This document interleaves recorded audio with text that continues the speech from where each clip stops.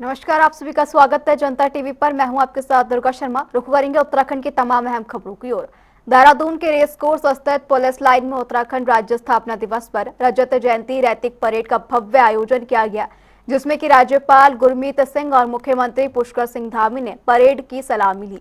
वहीं मुख्यमंत्री ने कहा, ये परेड उत्तराखंड की आत्मा का प्रतीक है, जहां संस्कृति, साहस और समर्पण झलकता है। साथ ही सीएम धामी ने वंदे मातरम के 150 वर्ष पूरे होने पर कहा, यह उत्तराखंड के स्वर्णिम दशक की शुरुआत है। सबसे पहला संदेश है जय हिंद, जय उत्तराखंड। आज का दिन बिल्कुल स्पेशल था, क्योंकि आज हमने देखा कि उत्तराखंड की जो रजत जयंती है उसके अंदर में क्या हमारी उपलब्धियां हैं। आज परेड ने एक चीज साबित की कि आज की जो परेड थी उसकी लीडरशिप हमारी महिला कर रही है। जो महिला सशक्तिकरण है उसका फल है कि आज इस स्थिति में है। आज यहाँ पर युवाओं का, बच्चों का जो पार्टिसिपेशन था, योगदान था, जो उनके अंदर में उत्साह था, बिल्कुल अलग था। आज एक और बहुत स्पेशल बात हुई कि आज वंदे मातरम जो हमारा राष्ट्रीय गीत है उसका 150वां वर्ष पूरे हुए हैं। आज उसको जब सुना तो एकदम राष्ट्रभक्ति, राष्ट्र प्रेम, उसका एक अलग जज्बा है। आज की परेड बहुत ही सुंदर परेड थी और इसके अंदर में हर एक दस्ते ने एक बहुत ऊंचे स्टैंडर्ड का आज प्रदर्शन किया है। आज हम सब ने मिलकर संकल्प लिया है कि आने वाले वर्षों में जो हमारी उपलब्धियां अभी तक रही हैं उनके बल पर आने वाले समय के अंदर में किस प्रकार उत्तराखंड को हम 2047 और जो 21वीं सदी के जो चैलेंजेस है उनको पूरा करने के लिए किस प्रकार से तैयार हैं। मुझे तो हमारे राज्य के लिए बहुत शुभ अवसर है कि 25 सालों की यात्रा यहाँ पूरी हुई है और 25 सालों में राज्य ने अनेक उपलब्धियां हासिल की और इन 25 सालों के सफर से जो अनुभव मिले हैं, जो उपलब्धियां मिली हैं, उन सबसे आगे बढ़ते हुए हम अगले 25 सालों का रोड मैप बनाकर स्वर्णिम उत्तराखंड बनाने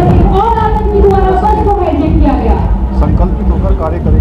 हर एक उत्तराखंड वासी का इसमें योगदान है। इस अवसर पर उत्तराखंड राज्य के लिए अपने प्राणों का बलिदान करने वाले सभी राज्य के अधिकारियों देश की सीमाओं पर रक्षा करते हुए सर्वोच्च बलिदान देने वाले हमारे जवानों को भी नमन करता हूँ और हम ये संकल्प लेते हैं इस अवसर पर कि हम उनके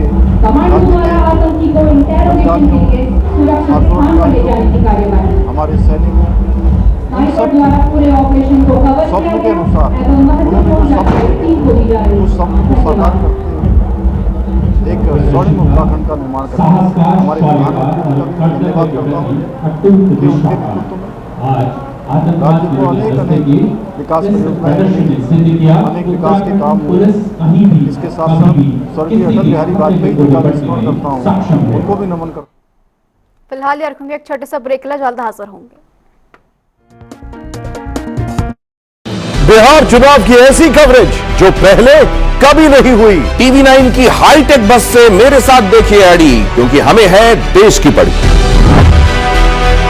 हम घूमेंगे बिहार और बताएंगे केकर बनी सरकार। महाराष्ट्र और दिल्ली के बाद मैं आ रहा हूं बिहार, खोलने नेताओं की पोल। देखिए पोल खोल। मैं दिखाऊंगा उम्मीदवारों का रिपोर्ट कार्ड, वोटर बताएंगे हमारा नेता कैसा है।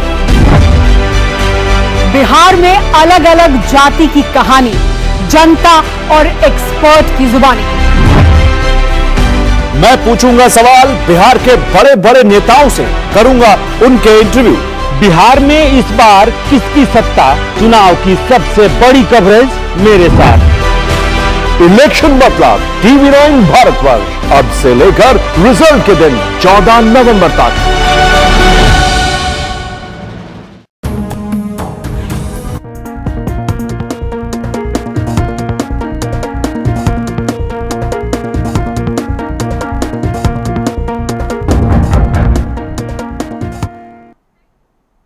ब्रेक के बाद आप सभी का एक बार फिर स्वागत है। रुख करेंगे खबरों की ओर। हरिद्वार के ऋषिकुल आयुर्वेदिक महाविद्यालय में राष्ट्रगीत वंदे मातरम के 150 वर्ष पूरे होने पर भव्य कार्यक्रम का आयोजन किया गया, जिसमें कैबिनेट मंत्री सतपाल महाराज ने दीप प्रज्वलित कर कार्यक्रम का शुभारंभ किया।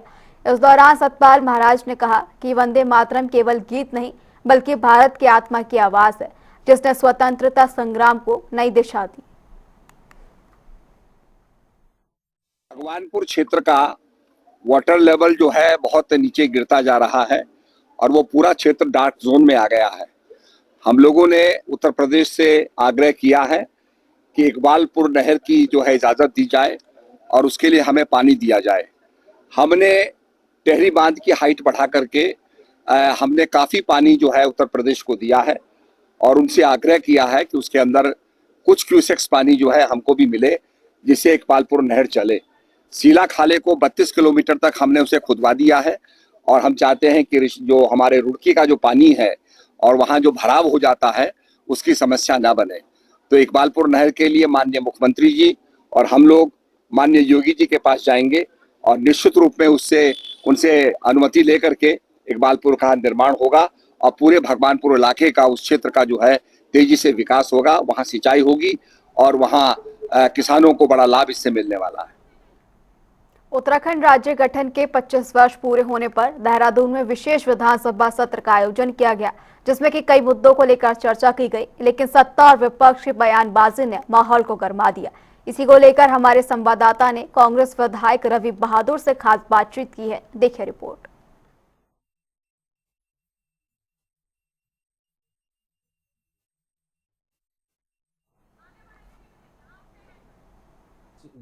उत्तराखंड विधानसभा के विशेष सत्र में बीजेपी विधायकों के विवादित बयानों से सियासत गर्मा गई है।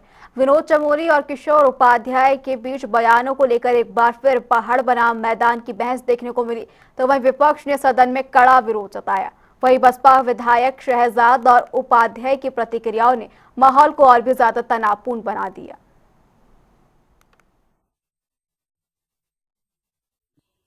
उत्तराखंड के 25 वर्षों को लेकर विधानसभा का विशेष सत्र बुलाया गया।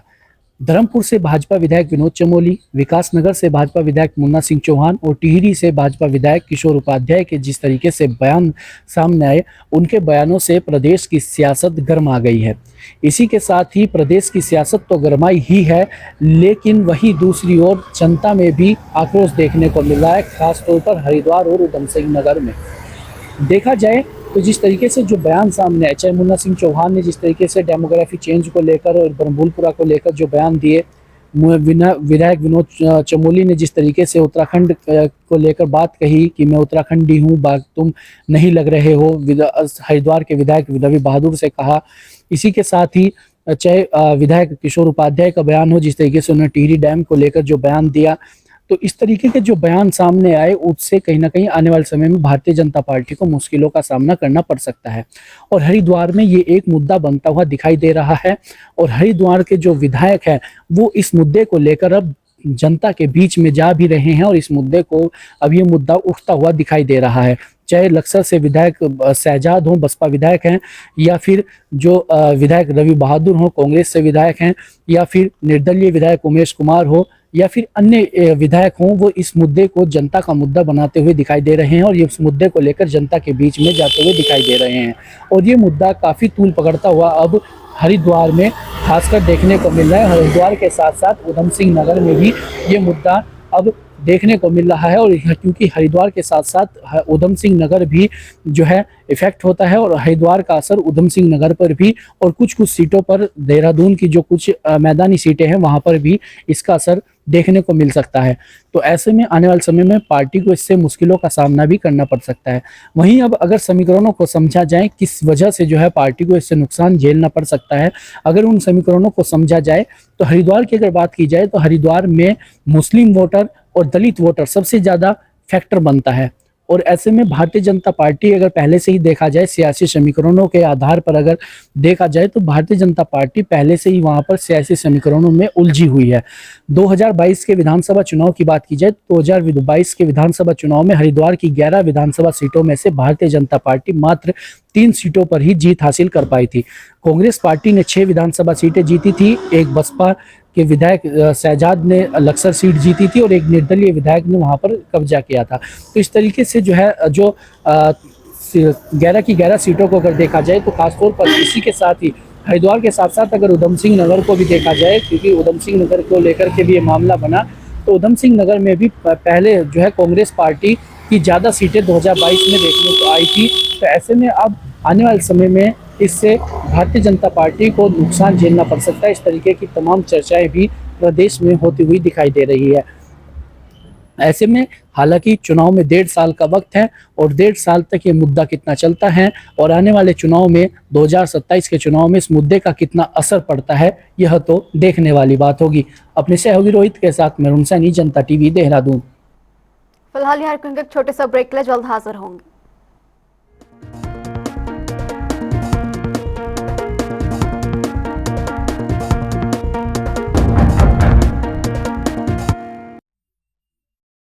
बिहार चुनाव की ऐसी कवरेज जो पहले कभी नहीं हुई। टीवी 9 की हाईटेक बस से मेरे साथ देखिए एडी, क्योंकि हमें है देश की पड़ी।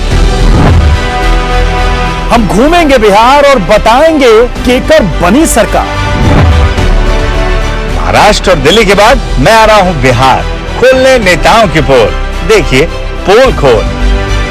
मैं दिखाऊंगा उम्मीदवारों का रिपोर्ट कार्ड, वोटर बताएंगे हमारा नेता कैसा है।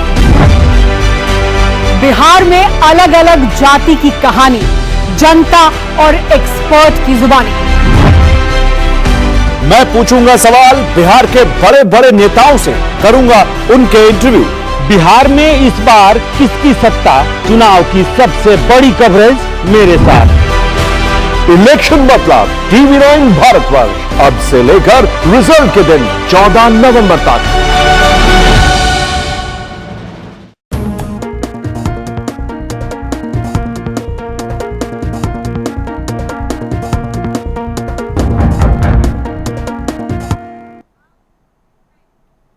ब्रेक के बाद आप सभी का एक बार फिर स्वागत है। रुक करेंगे खबरों की ओर।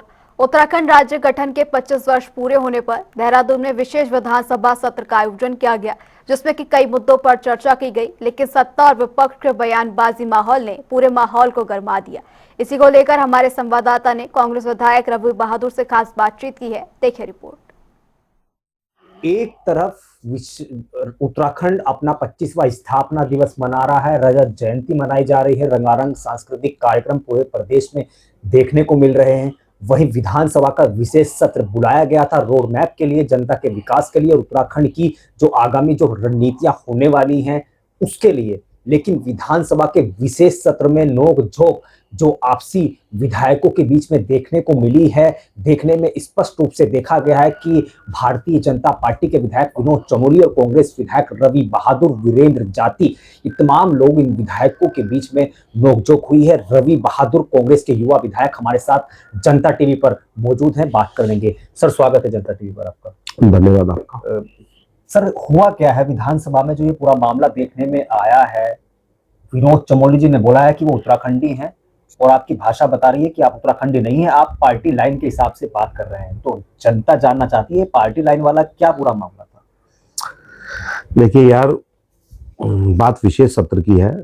विशेष सत्र चला, राज्य सरकार ने, जो कि भारतीय जनता पार्टी की फिलहाल सरकार है, वो एक इवेंट मेकर्स का काम कर रही है। वो इवेंट को जनरेट करना जानते हैं, उनका काम यही है। उनका विकास से कोई लेना देना नहीं है, उनकी लोगों की समस्याओं से कोई लेना देना नहीं है, उनका स्वास्थ्य शिक्षा से कोई लेना देना नहीं है। उनका जो है ना सिंपल सा एक फंडा रहता है कि लोगों को सिर्फ मूर्ख बनाना है। एक हर्ष का विषय था कि उत्तराखंड 25 साल पूरे करने जा रहा है और रजत जयंती मनाई गई, जिसमें विपक्ष ने भी बढ़ चढ़ के हिस्सा लिया और लेने की कोशिश की। हम गए पर वहां पे रोड मैप जैसी कोई बात ही नहीं थी। वहां तो सीधा सीधा उन्होंने पहाड़ मैदान का जो है मुद्दा उठाने का कार्य किया, श्रेय लेने का कार्य करा कि उत्तराखंड हमारा है, हमने बनाया है। जो तिवारी जी के टाइम की जो उत्तराखंड सरकार जो ये जब चला, तो पहली सरकार चुन के आई, जो तिवारी जी के डेवलपमेंट है उसको कहीं ना कहीं डाउन करने की कोशिश की। चाहे उसमें सिडकुल हो, चाहे हरिद्वार का आपका ये अगस्त क्रांति भवन हो, चाहे हिल बाई एक्सटेंशन हो, चाहे हरिद्वार की जितने अनगिनत और प्रदेश के अनगिनत काम है वो हो, आपका उधम सिंह नगर में सिडकुल हो, वहां पे सिर्फ एक फंडा चल रहा था, मैं। कि हमने किया, और लास्ट में जब वो बिल्कुल एकदम उसमें आ गए, एकदम डिक्टेटरशिप में आ गए, तो उन्होंने सीधा सीधा फिर अपने आप को उत्तराखंडी बताना कोशिश आप शुरू किया। आप क्या मानते हैं ये मामला मतलब हुआ क्या था कि मतलब जो ये नौबत आ गई, उस समय देखा गया कि संसदीय कार्य मंत्री सुबोध उनियाल को बीच बचाव करना पड़ा आप लोगों के बीच, तो मामला है ये क्या?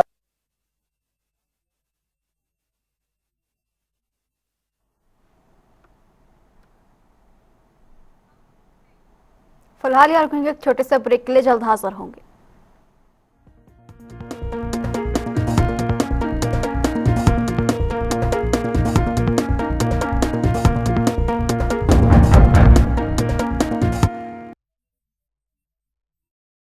बिहार चुनाव की ऐसी कवरेज जो पहले कभी नहीं हुई। टीवी 9 की हाईटेक बस से मेरे साथ देखिए एडी, क्योंकि हमें है देश की पड़ी। हम घूमेंगे बिहार और बताएंगे केकर बनी सरकार। महाराष्ट्र और दिल्ली के बाद मैं आ रहा हूं बिहार, खोलने नेताओं की पोल। देखिए पोल खोल। मैं दिखाऊंगा उम्मीदवारों का रिपोर्ट कार्ड, वोटर बताएंगे हमारा नेता कैसा है। बिहार में अलग अलग जाति की कहानी, जनता और एक्सपर्ट की जुबानी। मैं पूछूंगा सवाल बिहार के बड़े बड़े नेताओं से, करूंगा उनके इंटरव्यू। बिहार में इस बार किसकी सत्ता, चुनाव की सबसे बड़ी कवरेज मेरे साथ। इलेक्शन मतलब टीवी 9 भारतवर्ष, अब से लेकर रिजल्ट के दिन 14 नवंबर तक।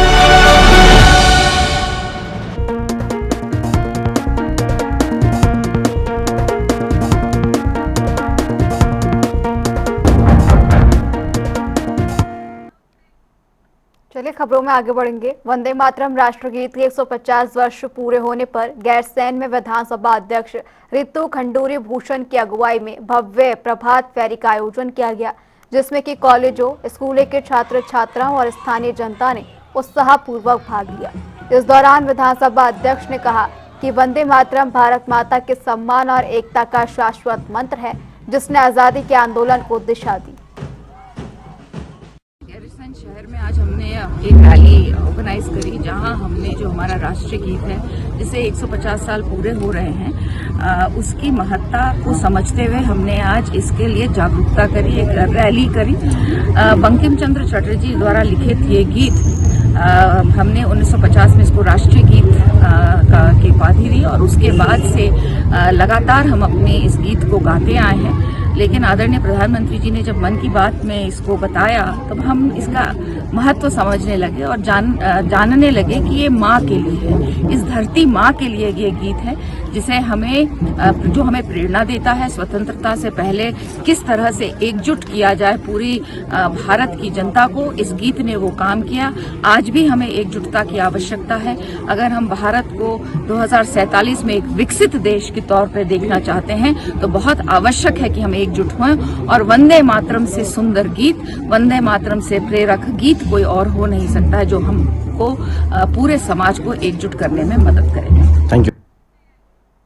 बद्रीनाथ केदारनाथ मंदिर समिति में विवाद फिर गहरा गया है। बद्रीनाथ की रावल अमरनाथ नंदबूरी में महाभिषेक और अन्य पूजाओं में अव्यवस्थाओं से आपत्ति जताई गई है, जिसके बाद समिति में हड़कंप मच गया। तो वहीं रावल के ऐतराज के बाद अब कोई भी अतिथि या अधिकारी पूजाओं में तभी शामिल हो सकेगा जब उसकी जानकारी सीईओ के संज्ञान में लाई जाएगी। अब बीकेटीसी प्रशासन ने नया दिशा निर्देश भी जारी किए हैं।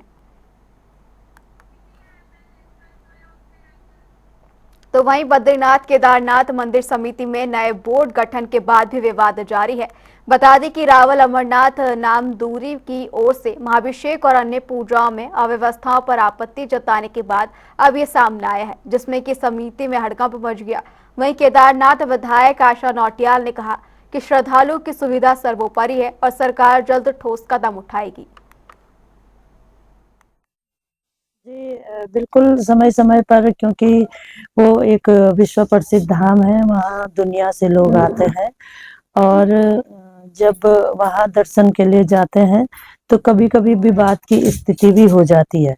तो निश्चित तौर पर इतने बड़ा जो वहाँ पर यात्रा का जो समय रहता है, वहाँ पे बहुत सारी दिक्कतें भी उन लोगों को झेलनी पड़ती है।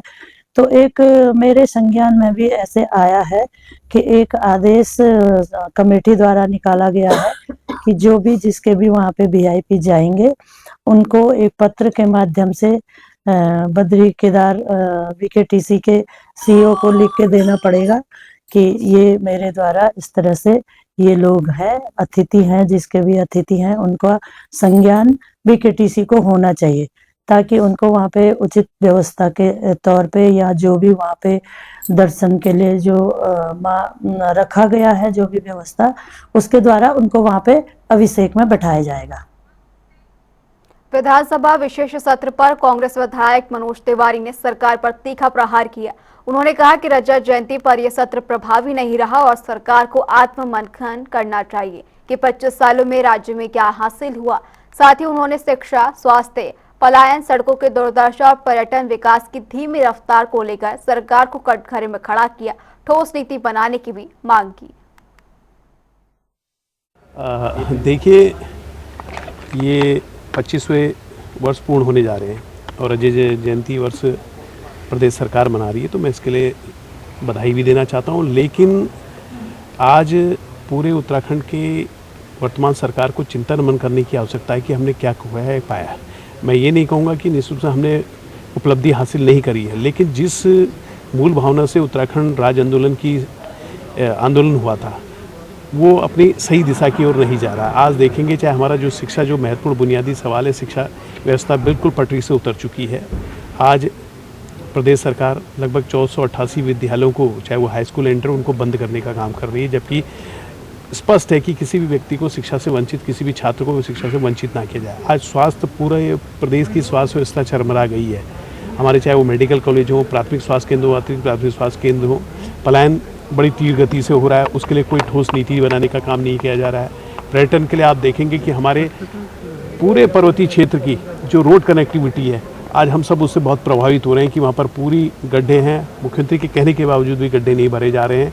उसके अलावा चाहे जितने भी सवाल हैं, मुझे लगता है कि निश्चित से सरकार ने सिर्फ ये अपनी वाहवाही लूटने के लिए विशेष सत्र आयोजित किया गया है और कोई ऐसी उपलब्धि नहीं रही है, ना कोई ऐसा रोड मैप, कोई ऐसा विजन सरकार ने उस सदन में प्रस्तुत किया। फिलहाल यार क्योंकि एक छोटे से ब्रेक के लिए जल्द हाजिर होंगे।